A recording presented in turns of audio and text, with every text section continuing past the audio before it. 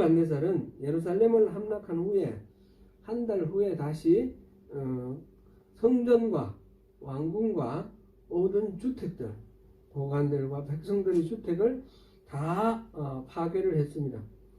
그날이 아직도 유대인들은 금식의 날로 지키면서 예레미야 애가를 낭독하는 그런 날입니다. 티샤 베아브 그러는데 아브월이 다섯 번째 달이죠. 아브월 9일. 이제 첫 번째 시련의 사건이 바로 이 바벨론에 의해서 함락된 그 사건, 성전이 파괴된 그 사건입니다.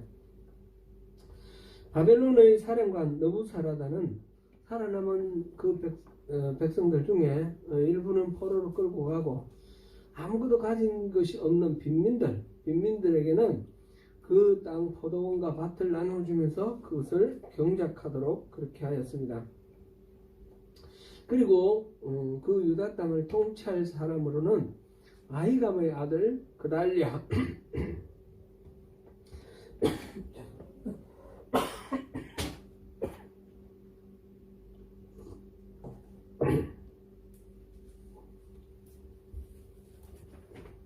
죄송합니다. 아히감의 아들 그달랴라는 사람을 세워서 이렇게 다스리게 했는데 성경에는 그 직분 이름이 나와 있지 않지만 왕이라 해도 좋을 거고 그 다음에 총독이라 해도 좋습니다. 아마 왕격으로 세운 것 같습니다. 그달랴는 미스바를 중심으로 그 나라를 다스렸습니다. 예루살렘은 완전 폐허가 되었으니까 미스바를 말하자면 오늘날 우리가 표현하는 식으로 하면 새로운 수도로 삼고 그곳에서 정사를 해보기 시작했습니다. 지난 수요일날 제가 설교를 말씀을 전하면서 미스바라고 그랬다가 기브온이라고 그랬다가 왔다 갔다 했는데 들어보니까 왔다 갔다 했는데 기브온이 아니고 미스바입니다. 이 성전이 세워지기 전까지 이스라엘 백성들이 가나안 땅에 들어가고 난 뒤에 성막은 여기저기 왔다 갔다 했습니다. 정확하게 이렇게 어디 있다라는 것도 명시되어 있지 않고 이렇게 나와 있는데, 예를 들면 엘리 제사장 때는 성막이 실로에 있었습니다. 실로. 그건 사무엘상 1장에서 보면 나오고요. 사무엘 때는 미스바에 있었습니다. 제가 이것 때문에 미스바를 지금 말씀을 드렸고요. 이를테면 교회에서 요즘도 교회에서 미스바 대성회 이렇게 기도회 이렇게 하는데, 미스바에서 모두들 이스라엘 백성들이 모여서 함께 기도하고 그곳에서 권제를 드렸습니다. 사울 왕 때는 노브에 있었습니다. 다니엘이 사울을 피하여 도망가다가 노브에 있는 성막에서 제사장 아히멜렉으로부터 떡을 얻어먹고 그 다음에 골리앗에게 빼앗은 그 칼, 그거를 받아가지고 도망가는 그런 사건이 있었죠. 이 장면을 본 도액이 사울에게 밀고하여 제사장 85명과 그 가족들이 다 살해당하는 그런 사건이 사무엘상 22장에 기록되어 있습니다. 이때는 놉은 예루살렘에서 더 가깝습니다. 더 가까운 놉 땅에 있었습니다. 그리고 솔로몬이 성전을 짓기 직전에 하나님께 1,000번제를 드렸던 곳은 기브온 산당이라고 그랬는데 그것도 성막이라고 보면 되겠습니다. 예루살렘이 완전히 함락되고 난 뒤에 그달랴가 통치하고 있을 때에 왕족이었던 이스마엘이 그달랴를 암살을 했습니다. 그리고 백성들을 이끌고 암몬으로 가려고 하다가 이 그달랴하고 이제 말하자면 경쟁이 되는 또 다른 하나의 장군이 있었는데, 요하난 장군이 이제 그달랴를 막으러 갔더니 백성들이 전부 요하난에게로 다 몰려왔습니다. 그래서 이스마엘은 자기하고 몇몇 부하들만 데리고 암몬으로 도망을 갔습니다. 이제 남은 유다 백성들을 다스리는 역할은 요하난이 맡게 되었습니다. 요하난은 예레미야에게 부탁을 했습니다. 하나님의 뜻이 어디 있는가?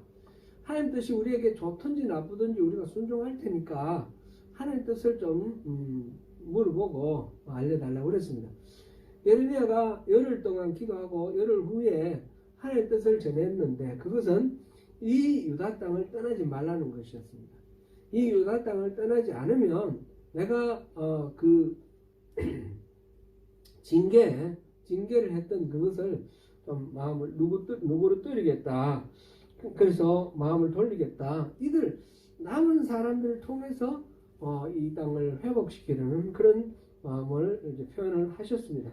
그런데 이 요하나는 말로는 하나님의 뜻을 구하라 그러면 우리가 무조건 순종하겠다 했지만 실제로는 그럴 마음이 없었던 거죠. 그래서 이 그달랴를 죽인 것 때문에 혹시 바벨론이 보복하지 않을까 겁을 내면서 예레미야의 말을 듣지 않고 예레미야를 통해서 말씀하신 하나님의 말씀을 무시하고 예레미야까지 끌고 이집트로 도망을 갔습니다. 하나님께서 모세를 통해서 이스라엘을 출애굽시키고 하나님 나라를 만들게 하셨던 그 출발지, 그 노예의 땅, 그 애굽으로 이들이 스스로 기어 들어간 것입니다. 오늘은 그 이후의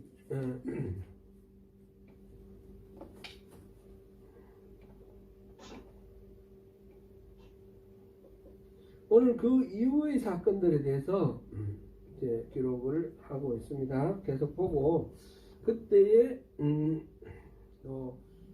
바룩이라는 사람에 대해서 하나님 주신 말씀 함께 보겠습니다.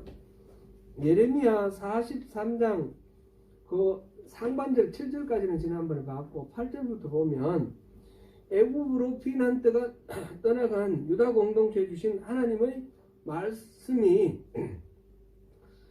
끌려간 땅 애굽 땅에서도 예레미야에게 하나님께서 말씀해 주셔서 전해졌습니다. 이 유다 땅에서 끌려서 애굽으로 들어갔을 때 거기에 바로의 그 별궁이 있는 다바네스라는 그 성읍이 있었는데 다바네스의 성전 궁전 그 문 앞에 궁전 대문이 있는데 그 대문 밑에 이제 벽돌로 쌓은 축대가 있는데 그것에다가 사람들 많이 보는 곳에서 큰 돌멩이를 주워다가 그것들을 그 축대 뒤에 감추고 진흙으로 발라가지고 숨기라는 겁니다. 좀 예레미야가 여러 번 그런 식으로 행동을 통해서 하나님의 그 액션을 말씀하시는 그런 경우가 있었죠. 뭐 멍에를 메고 다닌다든지 아니면 그 허리띠를 그 유프라테스 강에 숨긴다든지 이런 이야기들 있었는데 그 중에 또 하나가 여기 있는 거죠. 이렇게 해서 그 메시지의 이유는 하나님께서 바벨론의 그 느부갓네살을 이리로 데리고 와서 이 지금 다바네스의 그 궁전 지금 그 축대 밑에 돌을 감췄는데 그 위에다가 텐트를 치고 뭐냐면 왕의 앉는 자리 보좌를 그때 갖다 놓고 이 이집트를 다스릴 것이라는 것입니다. 그러니까 이 이집트는 망한다는 거죠. 지금 이집트로 피난 왔는데 이 피난온 이 이집트에 다시 바벨론의 왕이 쳐들어올 거다. 그걸 지금 미리 얘기를 했습니다. 그리고 하나님은 벳세메스 그리고 애굽을 치고 죽일 자는 죽이고 사로잡을 자는 사로잡을 것이라 하고 하나님은 벳세메스 곧 태양의 신 석상을 깨뜨리고 여러 신당을 불사를 것이다. 곧 이 이집트를 파멸시킬 것이다. 그런 식으로 지금 메시지를 전했습니다. 그게 이제 43장 8절부터 끝까지 나오는 이야기고, 그리고 계속 이어서 하나님의 말씀이 나오는데 44장 1절부터 14절까지는 이제 그곳에 와서 이제 흩어져서 자리를 잡은 유다 백성들, 횟수가 이제 조금 지나갔습니다. 1년, 2년 지나갔습니다. 여기는 이제 안 나와 있지만 그들에게 지금 말씀을 하십니다. 주로 이 유다 백성들이 흩어져 살고 있는 도시가 성읍이 그 국경 도시인 믹돌 그 이집트로 들어오는 어귀에 있는 도시 믹돌, 그 다음에 다바네스, 그리고는 안쪽으로 들어와서 나일강을 따라 쭉 올라가면서 노비라는 곳, 노브는 멤피스 이렇게 나오죠. 노비라는 도시. 그리고 아주 나일강 저 위쪽으로 가서 다바네스라는 지역, 거기까지 사람들이 지금 자리를 잡고 삽니다. 이 다바네스라는 곳은 오늘날 그 이집트 아스완 댐 있죠. 거기에요. 거기에서 그때 당시 유다 백성들이 정착해서 그 세운 성전이 발견됐어요. 거기서 발굴이 되었는데, 그만큼 이제 여러 도시로 이렇게 흩어져서 유다 백성들이 살고 있었다 하는 것을 여기서 볼 수 있고, 이 네 지역을 언급하면서 이들에게 하나님이 말씀하셨습니다. 유다 백성들은 하나님이 예언하신 대로 예루살렘과 유다가 얼마나 철저하게 파괴됐는지 다 보았다는 거죠. 하나님의 말씀을 어기고 순종하지 않았기 때문에 그렇게 파괴된 것들을 다 보았는데, 그 이유가 알지 못하는 신들에게 분양하고 섬길 때에 그동안에 수많은 선지자들을 보내서 그 가증한 우상 숭배 행위를 그만하라고 그렇게 하나님이 말씀을 하셨는데, 그 말을 듣지 않고 계속해서 우상을 숭배하며 돌이키지 않았기 때문에 하나님의 진노가 커서 유다 백성들이 멸망당한 거다. 그렇게 지금 말씀을 하십니다. 하나님은 안타까운 마음으로 너희들이 어찌하여 큰 악을 행하고 자기 영혼을 해서 유다 가운데 남자, 여자, 어린아이, 젖먹는 아기까지 다 하나도 남아있지 않도록 이렇게 완전히 멸망당하도록 그렇게 이렇게 악한 길을 벗어나지 않고 그렇게 가느냐, 안타까운 마음으로 그렇게 말씀을 하십니다. 그게 44장 8절 말씀이죠.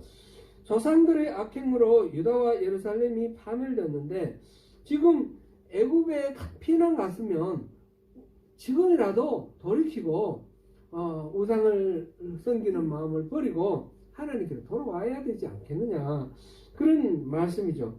그런데 지금 다른 신들을 계속해서 섬기며 분양하고 그러니까 하나님으로부터 끊어짐을 당한다. 지금 그런 식으로 계속해서 안타깝게 하나님이 말씀하십니다. 애굽 땅에 머물러 있는 동안에는 결국은 칼과 기근과 전염병으로 벌을 받을 것이다, 이런 경고입니다.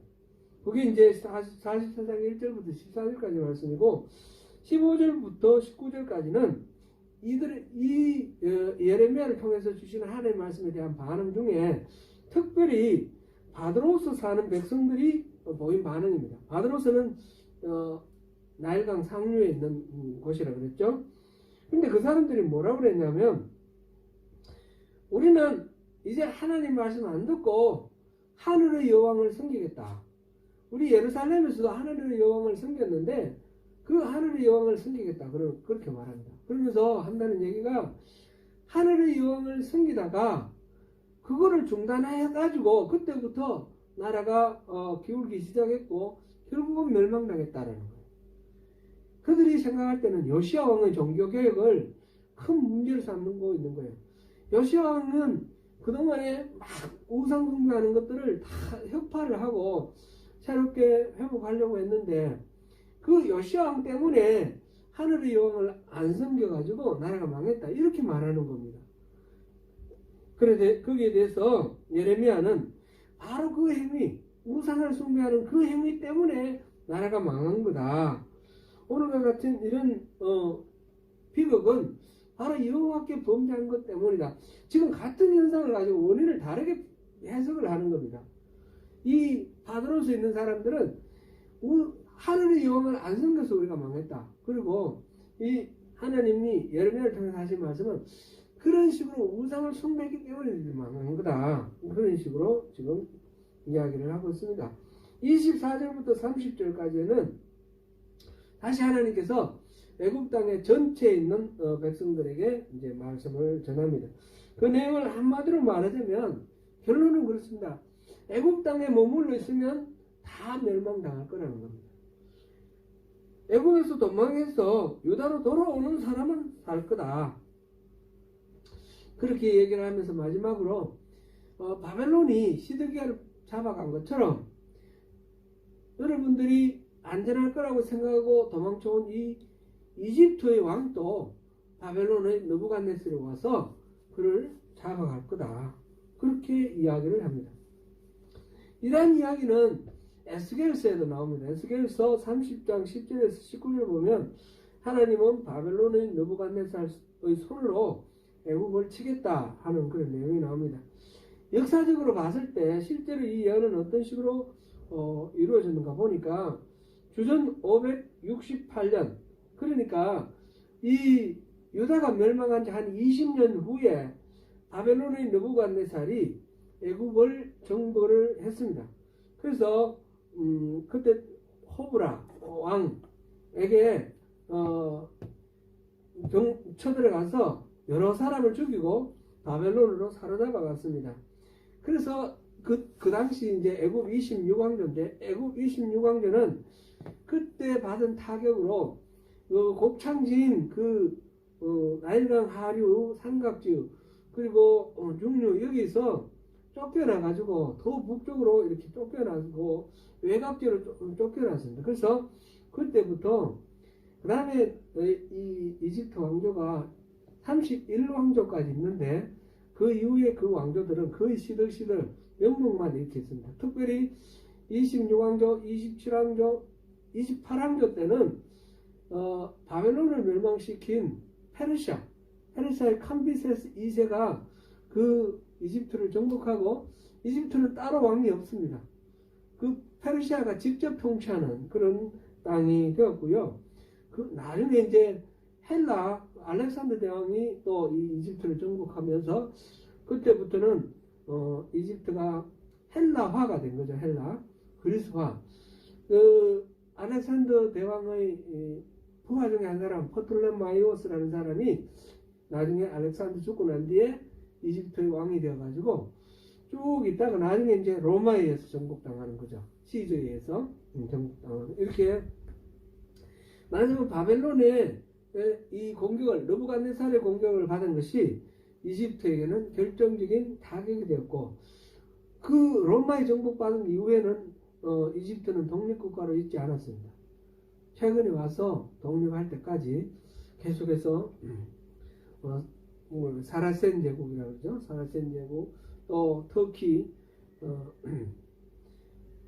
무슨 왕조죠? 그렇게 이 중동 여러 나라와 함께 이렇게 지배당하는 그런 나라로 됐습니다. 이 역사적으로 유대인들이 자기들의 어떤 안전판이라고 생각하고 믿고 의지하려고 갔던 그 이집트가 실질적으로는 그런 역할을 하지 못한다라는 것을 지금 하나님께서 예레미야를 통해서 말씀해 주십니다. 오늘 본문 예레미야 45장을 우리가 봤는데 앞에 이제 역사적인 내용 44장까지 쭉 봤고요. 45장에 가서 보니까 유다의 요시야 왕의 아들 여호야김 넷째 해 네리야의 아들 바룩이 예레미야가 불러주는 대로 이 모든 말을 책에 기록하니라. 그때 선지자 예레미야가 그에게 말하였다. 이렇게 나왔는데 예레미야 45장은 여호야김 넷째 해의 일을 기록하고 있습니다. 지금 앞에서 누구 이야기, 어느 시대였습니까? 시드기야 왕이 있다가 망했고, 그러고 난 뒤에 멸망 후에 그달랴와 이스말, 요하난 이러고 난 뒤에 끌려가서 이집트까지 끌려가고 그런 완전히 멸망당한 상태였는데 갑자기 쑥 거슬러 올라가서 여호야김 4년의 이야기가 나옵니다. 여호야김 넷째 해, 여호야김 4년은 예레미야에서 중요한 그런 해이죠. 이 흐름이 왔다 갔다 하면서 중심 잡는 대목같이 콱 박아놓는 그런 의미가 있다라는 것을 앞에서도 우리 제가 말씀을 드렸습니다. 예레미야가 하나님의 말씀을 전하는 선지자 사역을 시작할 때가 요시야 왕 13년 BC 627년입니다. 그로부터 시작해서 지금 예레미야가 이집트로 끌려간 이때는 BC 500 예레미야가 정확히 언제 죽은지 모르지만 570년경 이렇게 죽었을 겁니다. 전설에 의하면 그런 계속 이제 하나님의 말씀을 전하다가 돌에 맞아 죽었다, 그런 전설이 있습니다. 어쨌든 간에 그렇게 하니까 얼마 됩니까? 한 50년 정도, 52년 이렇게 얘기를 하는데 그 정도 예언자로서 사역을 하고 있습니다. 처음에 하나님은 1장에 보면 살구나무 가지와 끓는 가마솥을 환상으로 보여주면서 북방에서 어떤 재앙이 밀려올 것이다 예언하도록 하셨습니다. 2장 13절에 가면 이스라엘 백성들이 두 가지 악을 했는데, 하나는 생명의 근원이신 하나님 여호와를 믿지 않는다, 떠났다는 거죠. 두 번째로는 스스로 웅덩이를 팠는데 물을 가두지 못할 터진 웅덩이를 팠다. 이 두 가지는 다 하나님을 믿고 의지하지 않고 하나님을 떠나서 자기 나름대로 자기 능력과 자기의 노력으로 모든 문제들을 해결하려고 하는 불신앙이다. 그를 지적하고 있습니다. 4장 1절부터 4절에서 보면 하나님은 예레미야를 통해서 이스라엘 백성들에게 하나님께로 돌아오라, 다른 데가 아니라 바로 나에게로 돌아오라, 그 말씀을 하시면서 할례 같은 그런 형식적인 의례가 중요한 것이 아니라 마음가짐을 배고 그리고 여호와께 속하라, 그렇게 말했습니다. 5장 1절에서 보니까 진정으로 정의를 행하고 진리를 구하는 사람 한 사람이라도 찾으면 내가 진노하고 이 땅을 멸망시키는 그런 것을 하지 않겠다라는 겁니다. 4장 12절에 보니까 백성들은 오히려 여호와는 계시지 않고 재앙이 절대로 임하지 않을 것이다. 예레미야가 선포하는 그 모든 그 예언에 절대로 그런 일은 안 일어난다 그러고 저항을 합니다. 4장 31절 보니까 선지자들이 거짓으로 예언하고 제사장은 그 자리를 권력으로 사용한다는 거예요. 백성들에게 막 군림하면서 섬기는 자리가 아니라 군림하고 권력을 누리는 자리로 그렇게 사용한다는 거예요. 그리고 백성들이 그걸 좋아한다는 겁니다.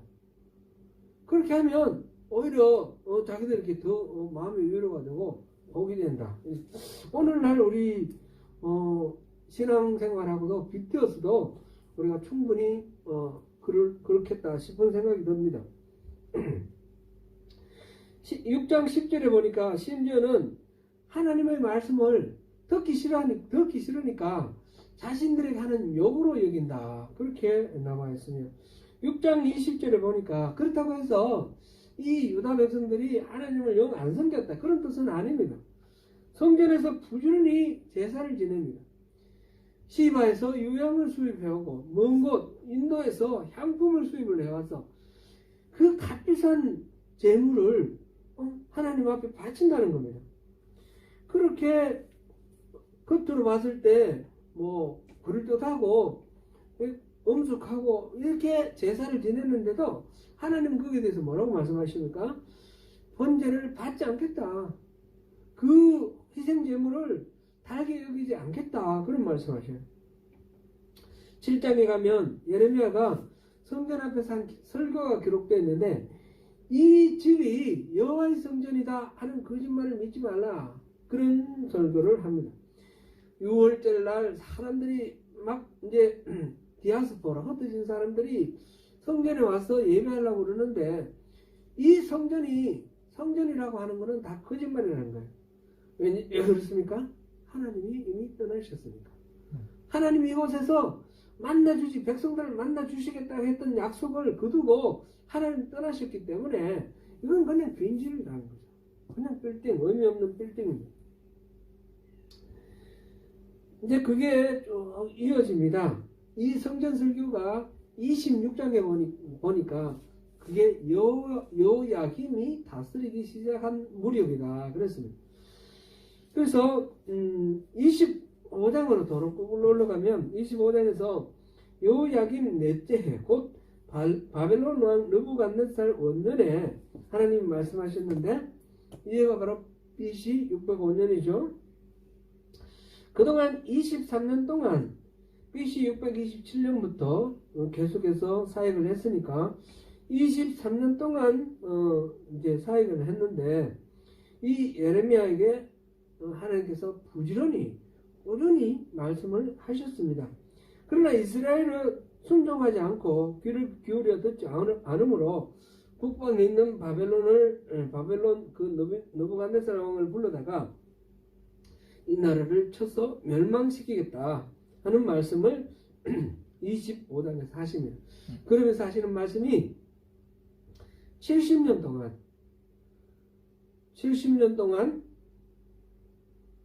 바벨론 왕을 섬기라 그런 말씀. 70년이라는 말이 이때 25장에 처음 나옵니다. 그게 여호야김 4년째 이야기입니다. 다니엘서 1장 1절에 보면 여호야김 셋째 해라고 나와 있습니다.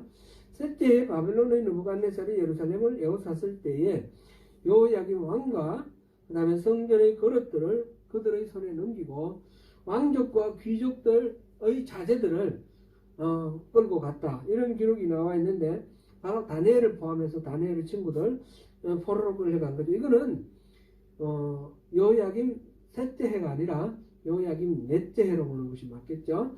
이게 1차 바벨론 포로입니다. 여호야김 넷째는 예레미야서에서 4번이 언급되어 있는데 25장 1절 그리고 36장 1절 45장 1절 46장 2절 이렇게 나와 있습니다. 방금 본 25장 1절에서는 처음으로 이 70년간 바벨론 왕을 섬길 것이다 그런 말씀을 했고 36장 1절에 가면 예레미야가 그때 당시 시위대 뜰에 갇혀 있는데 예레미야에게 이때까지 그 선포한 그 모든 예언의 말씀을 다 이제 기록을 하라는 것입니다. 그래서 서기관 바룩이 예언자 예레미야의 이야기를 전부 받아서 기록을 해서 두루마리를 만들었습니다. 그때가 바로 이 여호야김 4년째입니다. 서기관 바룩이 예레미야의 구술을 받아 적는 것이 굉장히 시간이 많이 걸려서 한 1년 걸린 것 같습니다. 그래서 여호야김 5년째에 이 두루마리를 예레미야는 감옥에 갇혀 있으니까 시위대의 뜰에 갇혀 있습니다.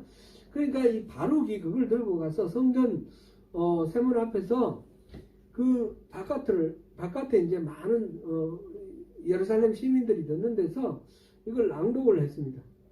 그래서 그 시민들이 그 이야기를 하나님의 말씀을 듣고 회개하는 사람도 있고 아주 떠들썩했죠. 근데 그 이야기를 왕이 듣고 그걸 갖고 오라 그래가지고 왕 앞에서도 바룩이 가서 그 하나님의 말씀을 읽었습니다. 왕은 그걸 듣고 조금 이렇게 듣고 그걸 칼로 가지고 잘라버리고 화로를 불태우고 있습니다. 겨울에 그 화로에다가 그 하나님 말씀을 태웁니다. 그리고 나머지 조금 듣고 또 잘라서 태우고 하나님 말씀을 이렇게 듣긴 듣는데 순종하기 위해서 듣는 것이 아니고 무슨 소리 했나 들어보고 그냥 잘라서 다 버리는 겁니다. 그래서 나중에 예레미야가 바룩에게 다시 그거를 구술해서 다시 두루마리를 만드는데, 왕이 여호야김 왕이 얼마나 하나님의 말씀을 경홀하게 여기고 가볍게 여기고 적대를 했는지 그를 기록하고 있습니다. 예레미야서는 이렇게 처음에도 제가 그런 말씀 드렸지만 시간적으로 쭉 이렇게 순서대로 적은 것이 아니고 시간으로 봤을 때 왔다 갔다 이렇게 합니다. 이 여호야김 넷째가 중간중간이 시드기야 왕 이야기 나오다가 또 여호야김 넷째, 시드기야 왕 나오다가 또 여호야김 넷째 이렇게 됩니다. 다시 한번 잠깐 보면 21장에서 24장은 시드기야 왕 때, 25장에서 27장은 여호야김 왕 때, 28장부터 34장은 시드기야 왕, 35장 36장은 여호야김, 37장에서 44장은 시드기야, 그리고 시드기야 이후 멸망 이후이고 45장이 여호야김 왕 때, 46장부터 또 여호야김 왕 때입니다. 번갈아 가며 왔다 갔다 하고 있습니다. 여호야김 왕 때를 이야기할 때 그 중심에 여호야김 넷째 해, 여호야김 넷째 BC 605년이 있다. 느부갓네살 원년 그 해가 있다라는 것입니다. 왜 이 해가 기준이 됩니까? 이게 이제 우리가 이제 궁금해하는 분은 왜 왔다 갔다 하면서 그거를 가지고 다시 이렇게 되짚고 하는가? 여호야김 4년에 한 이야기 중에 중요한 이야기가 있죠. 바벨론에 포로로 끌려갈 것이고 70년 동안 섬길 것이다라는 것입니다. 그 70년의 시작이 바로 605년입니다. 실제로 포로가 귀환되는 것은 페르시아의 왕 고레스가 638년에 귀환령을 내립니다. 근데 이제 준비를 해가지고 돌아오는 거는 스룹바벨과 살데디 이제 백성들을 끌고 처음 돌아오기 시작할 때가 636년입니다. 그러니까 536년 BC 605년부터 시작해서 BC 536년까지가 이 70년째가 되는 겁니다. 70년째. 횟수로 70년입니다. 70년. 바로 여호야김 넷째 해 605년이 바로 그 70년의 기점이 된다라는 것이죠. 그래서 계속해서 이게 중심이 되는 그런 역할을 하고 있습니다. 오늘 보면 45장 또 보면 이게 지금 시드기야 왕 나라가 망하고 그 다음에 그달리아가 다스리고 이스마엘 요한은 막 싸우다가 백성들을 다 이끌고 이집트로 가고 그러다 갑자기 여호야김 4년 이야기가 나오는 겁니다. 어떻게 보면 굉장히 뜬금없는 이야기죠. 그 내용부터 한번 보겠습니다. 예레미야 예언을 기록한 서기관 바룩에 대한 하나님의 약속인데 45장 1절 여호야김 넷째 이렇게 되어 있는데 유다 땅에 잔류한 백성들의 이야기 끝에 왜 이 여호야김 4년에 다시 이게 나올까? 그거는 아마 25장에서 그 70년 동안 바벨론을 섬길 것이다 라고 하신 그 말씀과 관련이 있을 거라는 거죠. 그달랴가 남은 유대인, 남은 잔존 세력, 유다 잔류민들을 다스리는 왕이 되었다가 그 다음에 이제 이스마엘에 의해서 암살당하고 그 다음에 요하난이 그 이스마엘을 쫓아내고 이제 유다 백성들을 전체를 책임졌을 때에 하나님 뜻이 뭐냐 예레미야에게 물었죠. 예레미야가 10일 동안 기도하고 하나님 뜻을 전했는데 그 내용을 우리가 한번 읽어보면 좋겠습니다. 42장 10절입니다. 42장 10절 42장 10절 같이 읽어봅니다. 너희가 이 땅에 눈을 앉아 산다면 내가 너희를 세우고 흐르지 아니하며 너희를 심고 뽑지 아니하리니 이는 내가 너희에게 내린 재난에 대하여 뜻을 돌이키라. 지금 징계를 위해서 재앙을 내렸습니다. 그랬는데 그 재앙 끝에 살아남은 사람들에게 이제 내 말에 순종을 하면 이제 더 이상 재앙은 없을 거다. 안전하게 살 거다. 그런 이야기를 하는 것입니다. 포로기 70년을 선포했지만 그러나 이들을 통해서 이 남아있는 이 사람들을 위해서 다시 회복시키겠다는 말씀입니다. 하나님의 마음은 항상 한번 결정을 내리면 그냥 뒤도 안 돌아보는 그런 분이 아니라 항상 긍휼함과 안타까운 마음으로 보시는 분이에요. 그래서 회개하고 돌이키면 언제든지 하나님께서 마음을 돌리셔요. 지금 그렇게 이 남은 이 잔류민들에게 그 말씀을 하시는 것입니다. 70년을 바벨론을 섬기게 하겠다고 한 계획을 이제 다시 이들을 통해서 좀 완화시켜서 다르게 하려고 회복 프로그램을 시작을 하셨는데 이들이 어떻게 했어요? 그 하나님의 말씀을 무시하고 애굽으로 가서 결국 하나님의 그 프로젝트, 회복 프로젝트를 거절한 겁니다. 그러니까 어떻게 됩니까? 하나님은 다시 원래 계획했던 대로 70년 동안 바벨론을 섬기게 하는 그 프로젝트로 실행할 수밖에 없는 거죠. 그게 언제입니까? 여호야김 4년이죠. 그래서 여호야김 4년으로 다시 돌아오게 되는 것입니다. 이들이 70년 동안 포로 생활을 해야 되는 이유는 그렇게 하면서 계속해서 자기들이 왜 이런 어려움을 겪게 되는가를 생각하면서 하나님의 뜻을 깨닫게 됩니다. 지금 이 유다 땅과 그 끌려간 이집트로 끌려간 이 사람들 사이에는 하나님 말씀을 선포하는 사람이 예레미야가 있었고, 포로로 끌려간 바벨론에서 하나님 말씀을 전하는 다른 선지자가 있었죠. 에스겔이 있었습니다. 에스겔이 있어가지고 하나님은 계속해서 하나님 말씀을 전했습니다.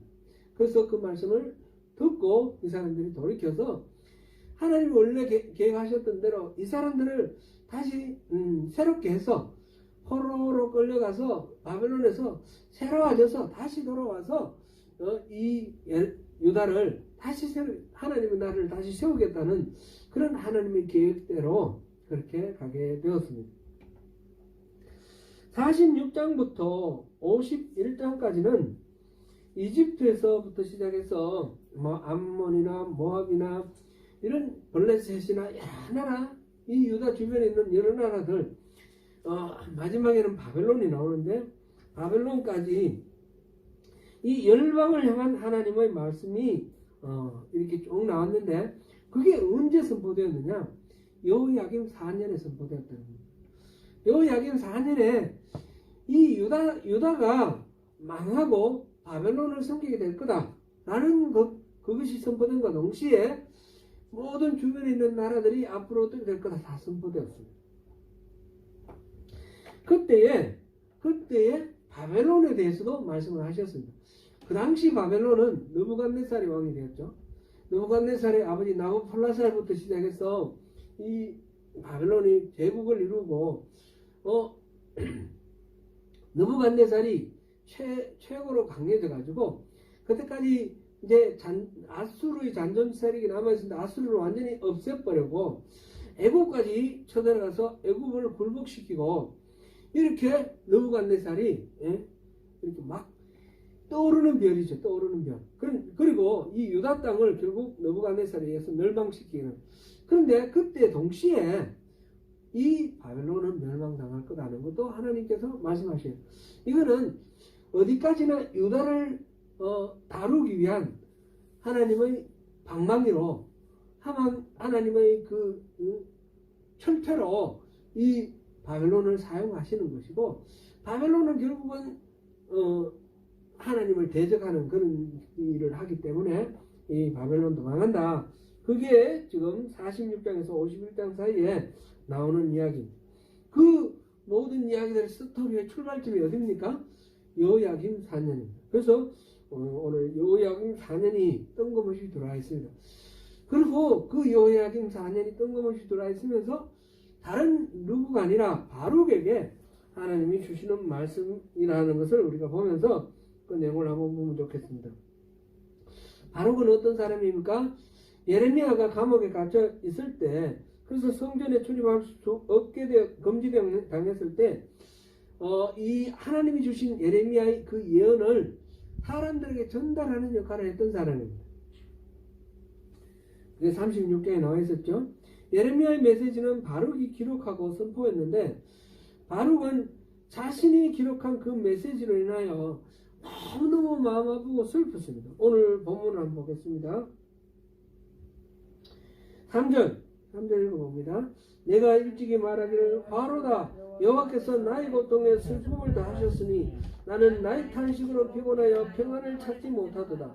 지금 이게 바룩의 말을 하나님 들으시고 지금 예레미야에게 해주시는 말씀입니다.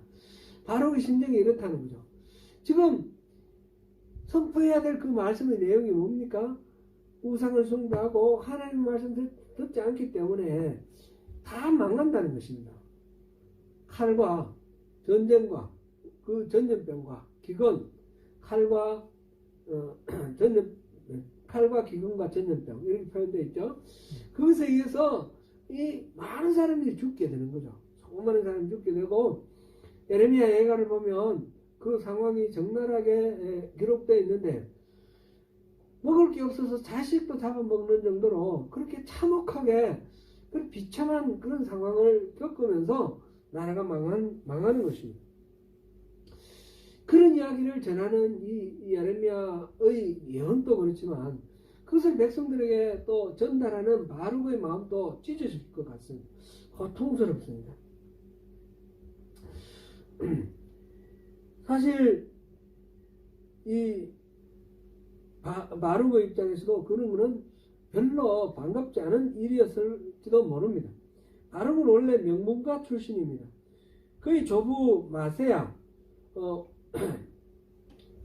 역대하에서는 마아세야라고 그러는데 이 예레미야에서는 마세야라고 그랬습니다. 같습니다. 마세야가 요시야 당시 요시야 왕이 종교계에 갈 때 그 율법책을 발견하고 그 성전을 수리를 하는데 그때에 유월절을 회복하고 이럴 때에 예루살렘의 시장이었습니다. 그러니까 아주 높은 관직이죠. 그리고 지금 이 바룩의 동생 스라야가 또 51장에 보면 시종장으로 나와 있습니다. 바룩 역시 또 이렇게 좋은 가문에서 나왔으니까 또 좋은 그런 관직을 가질 수 있는 그런 사람입니다. 서기관이라는 것은 특별히 그 시대에 아주 많은 어떤 재능을 인정받는 사람이기 때문에 특별한 인정을 받을 수 있는 그런 조건을 가진 사람입니다.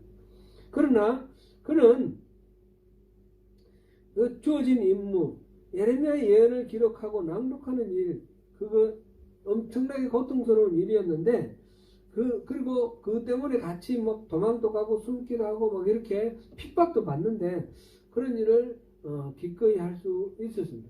그것이 여기서 예레미야를 통해서 여호야김 4년에 너무너무 고통스럽습니다. 하소연 했을 때 하나님이 뭐라고 위로해 주셨는가 한번 보겠습니다. 하나님이 말씀하시기를 4절 너는 그에게 이르라. 너는 예레미야고 그는 바룩입니다. 하나님께서 지금 하시는 말씀이에요. 여호와께서 이와 같이 말씀하시기를 보라 나는 내가 세운 것을 헐기도 하며 내가 심은 것을 뽑기도 하나니 온 땅에 그리하거늘.